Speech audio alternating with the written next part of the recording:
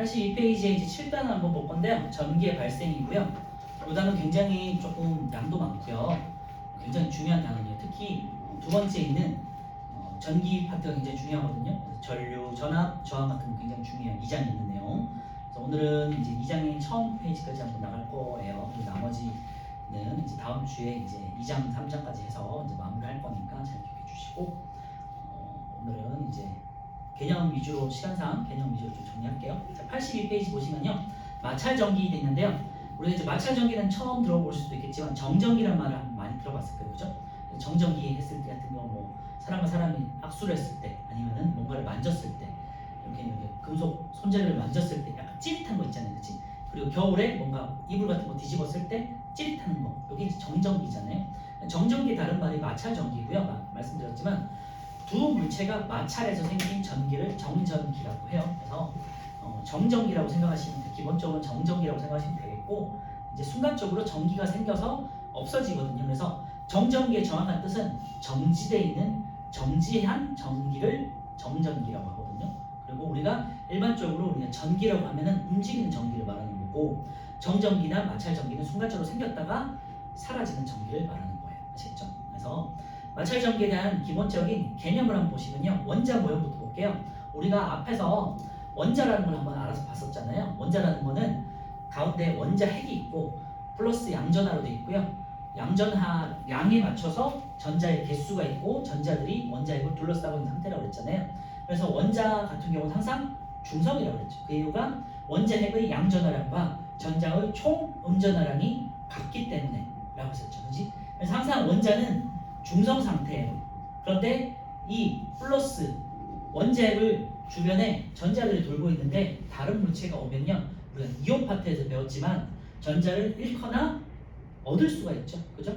전자를 뺏기면은 혹은 잃으면은 양이온이 됐었고 전자를 얻으면 음이온이 됐었잖아요. 똑같아요. 물체 상태에서는요.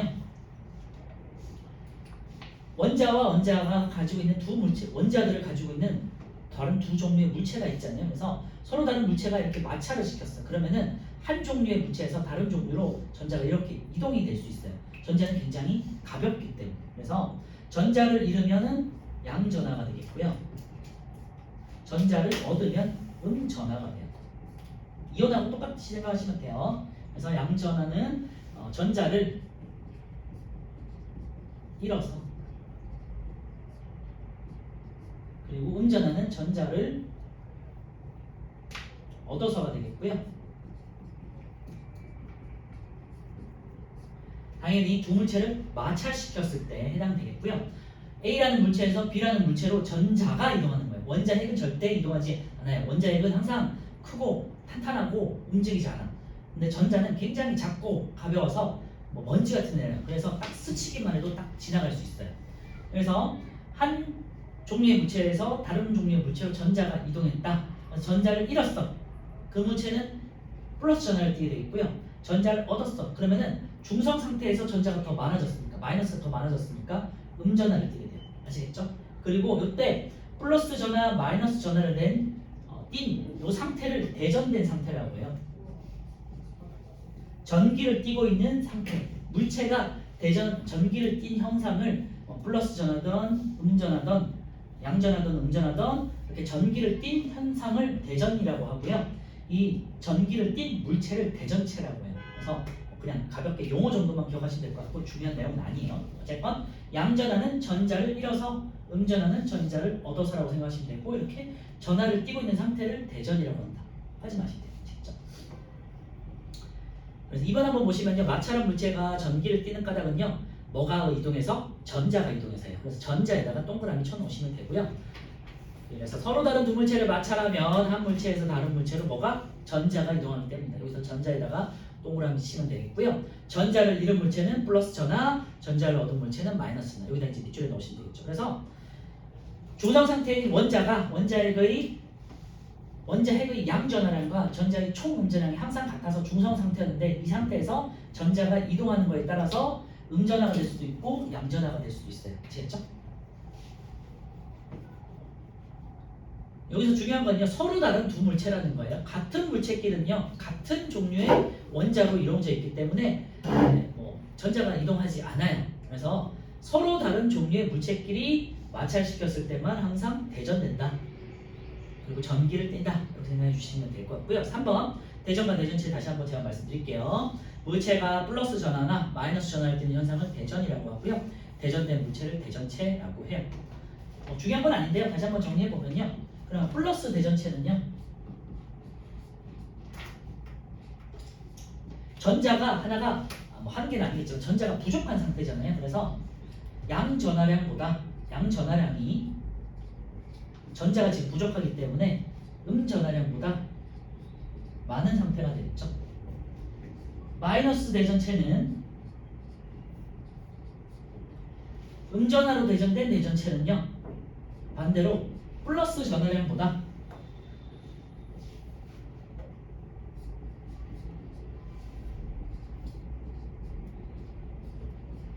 이번에는 전하량이 더 많은 게 되겠죠.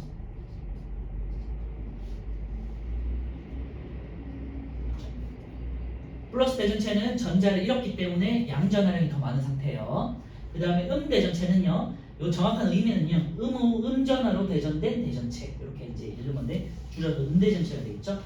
플러스 전하량보다 전자를 더 많이 얻었으니까 마이너스 전하량이 더 많겠죠. 그렇죠? 그래서 상대적인 전하량 비교 정도는 그냥 머릿속에서 기억해 두시고 요 자체가 시험에 나오지는 않을 거예요. 하지만 이제 어떤 물체에서 마이너스가 됐다는 의미는 전자가 더 많아져서 마이너스 전하량이 플러스보다 많아진 상태.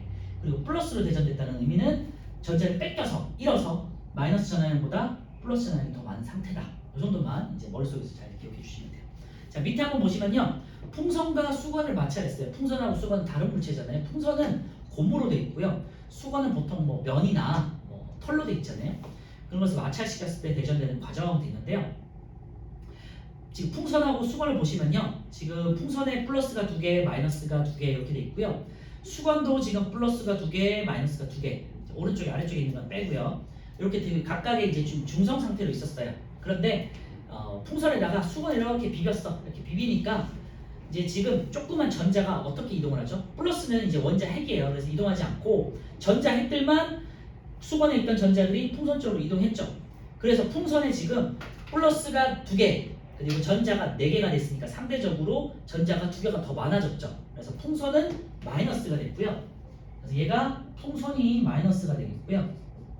그 다음에 그 수건 같은 경우는 이제 전자 2개가 없어졌잖아요. 그치? 중성 상태에서 전자를 잃었어요. 그래서 얘는 이제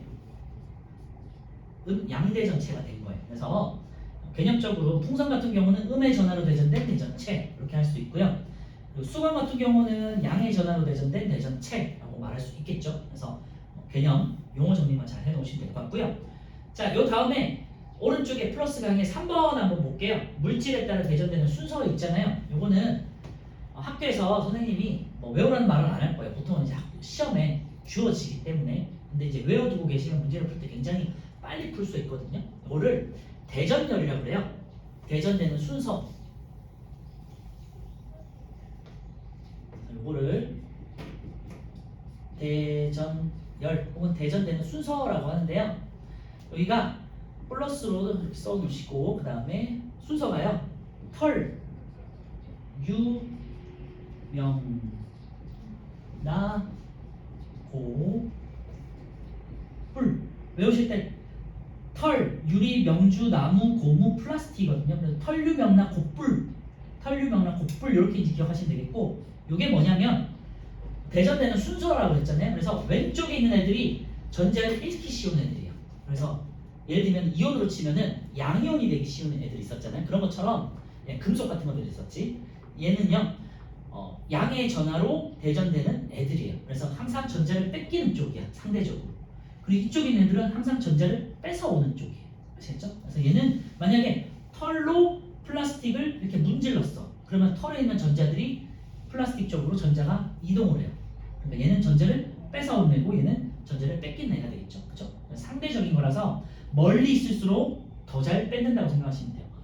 반대로 유리 같은 경우는요. 털에는 전자를 뺏어오지만 유리는 명주한테 전자를 뺏기는 거예요. 이런 식으로 상대적인 거거든요. 그래서 보통 여기 이제 외울 필요는 없지만요. 문제 풀 때 이렇게 주어져요. 털, 유, 명, 나, 고풀 중에서 한 4개 정도가 주어지고 이제 전자를 읽기 쉬운 정도, 얻기 쉬운 정도가 이제 나오거든요. 그래서 양전하로 대전되거나 음전하로 대전되는 정도를 비교하는 문제들이 나오니까 잘 참고해 주시고, 자 그래서 얘는 전자를 읽기 쉬운 애들이고요.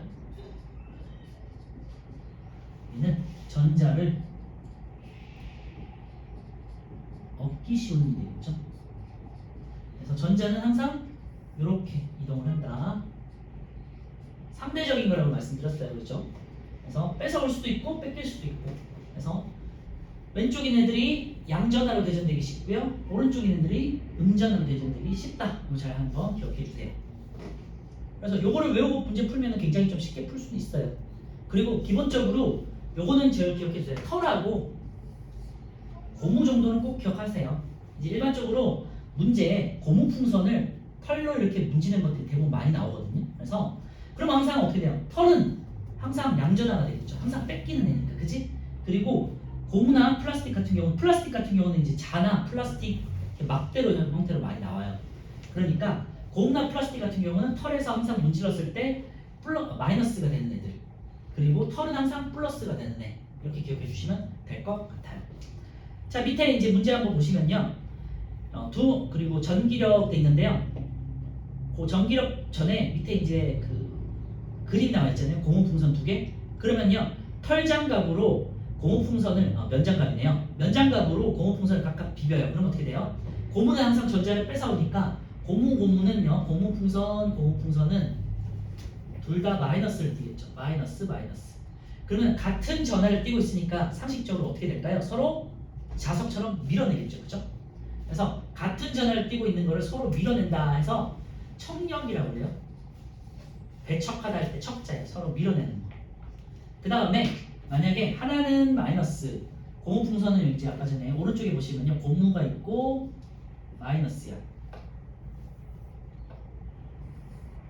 고무풍선이 있고 마이너스가 있고요.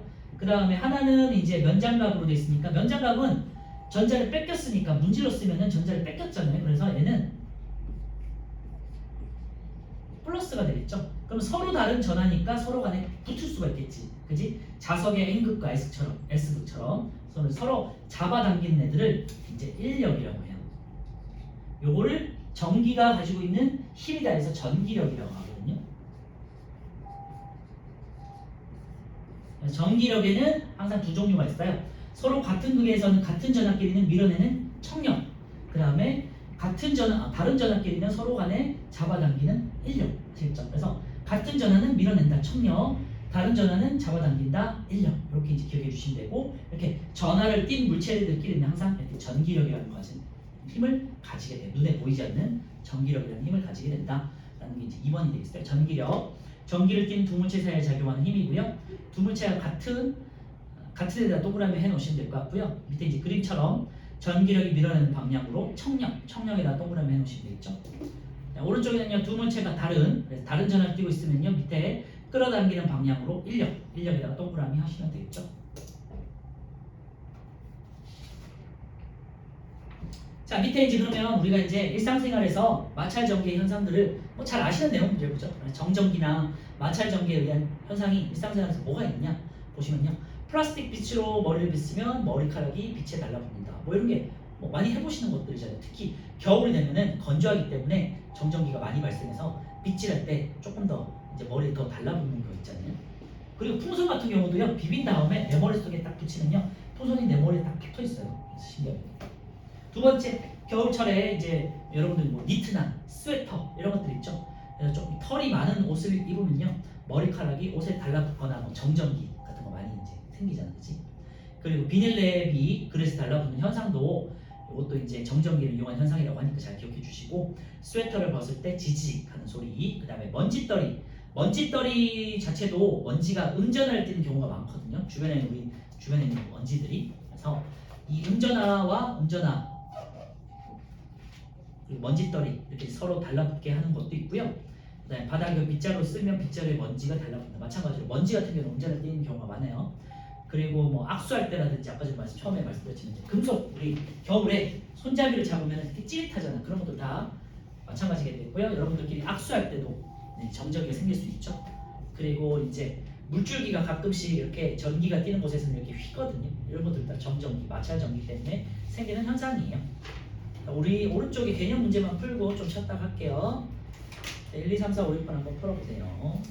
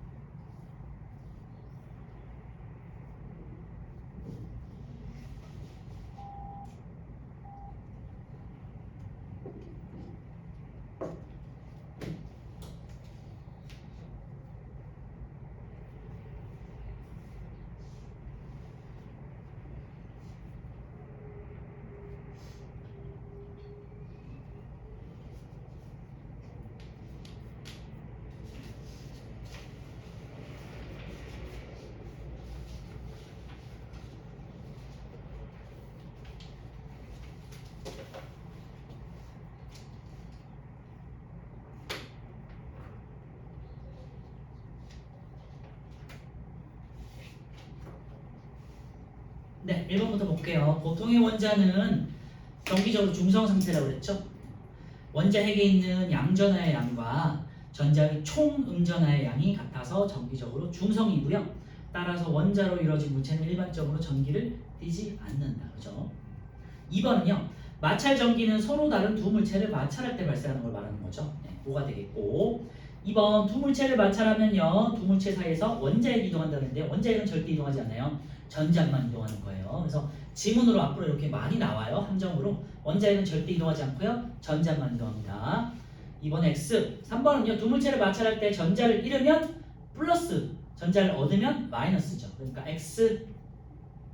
4번은요. 플라스틱 빛으로 머리를 비치면요. 머리카락이 빛에 달라붙는데 이걸 마찰 전기에 의한 현상이죠. 다른 말로는 정전기 때문이죠. 5가 되겠고요. 3번은요. 마찰 전에 두 물체는 전기를 띠지 않겠죠. 중성 상태니까. 2번에 마찰하면요. 전자가 이동해서 수건에서 풍선으로 전자가 이동한다. 3번은요. 마찰 후 풍선은 마이너스가 된다고 그랬죠. 그리고 수건은 플러스가 돼요. 그래서 잘 기억해 주시면 좋을 것 같은데요. 털이나 명주처럼 뭔가 이렇게 문지르는 것들이지, 털 같은 것들, 명 같은 것들은 주로 플러스가 될 거고요. 고무나 플라스틱은 음전하게 뜨게 된다. 전자가 털 쪽에서 고무 플롱선 쪽으로 이동했기 때문이다. 이렇게 이제 기억하시면 돼요. 4번은요. 지금 다 왼쪽 오른쪽 공 두 개가 플러스로 돼 있죠. 그러니까 서로 밀어내는 힘, 청력이 되겠고요. 2번은 플러스와 마이너스가 있으니까 서로 잡아당기는 인력, 니은이 되겠죠. 그리고 3번은요. 마이너스 같은 전하니까 이제 밀어내는 힘, 청력, 기억이 되겠죠. 기억, 니은, 기억 되겠고요. 5번은요. 자, 면으로 풍선을 각각 문질렀어요. 그러면 고무풍선 둘 다 이런 형식으로 둘 다 마이너스가 되는 거예요. 그러니까 마이너스니까 밀어내는 힘, 청력이 작용하겠죠. 자, 6번은요. 마찰 전기 혹은 정전기에 의한 현상이에요. 기억은 자석이 칠판에 붙는다. 니은 병따개가 냉장고 문에 달라붙는다. 이거는 자석 때문이에요. 자석의 성질 때문인 거죠. 기억 니은 틀렸고요. 디귿 스웨터 그리고 리얼 플라스틱 빛 맞죠? 디귿 리얼 되겠습니다. 좀 쉬었다가 이제 정전기 유도 개념 보고요. 문제는 이제 숙제로 내드릴 거고 그다음에 2장에 있는 전류 전압 저항까지 한번 하도록 할게요. 10분 쉬었다 가겠습니다.